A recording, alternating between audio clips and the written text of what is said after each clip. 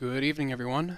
This is Gambell with simplertrading.com, and in tonight's free video, I wanted to share a couple of concepts with you that I have found to be extremely helpful in my trading and how you might be able to tie it into yours.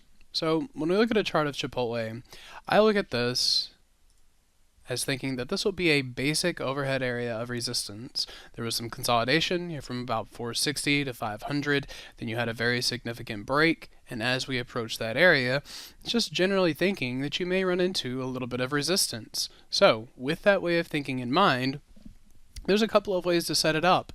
The first of which that I always like to look at are the retracements from previous swing highs into swing lows. So you would take something like this retracement tool in Thinkorswim, measure your major swing high against your major swing low.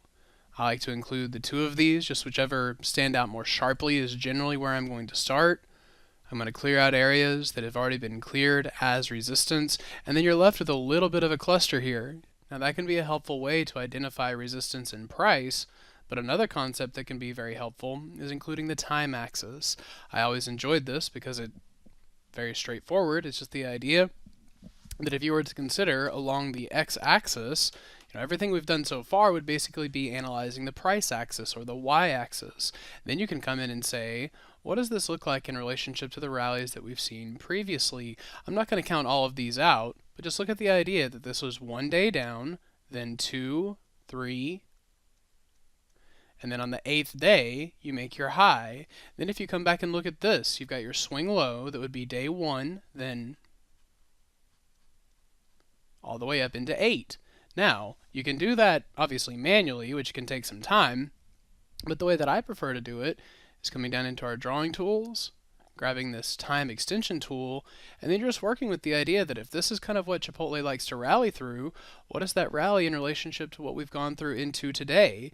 Obviously, the market had a very big up day, and if you're thinking that this may kind of start to become exhausted, this can help you with the idea of selling something like a call credit spread up above the money.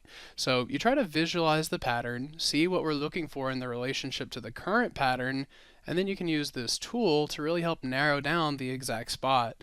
So if we can open in this area and ideally start to roll over from it into Monday and Tuesday, I think that will be an area to consider a call credit spread, and it's a technical way that you can try to map out that resistance to help give yourself an edge in your trades.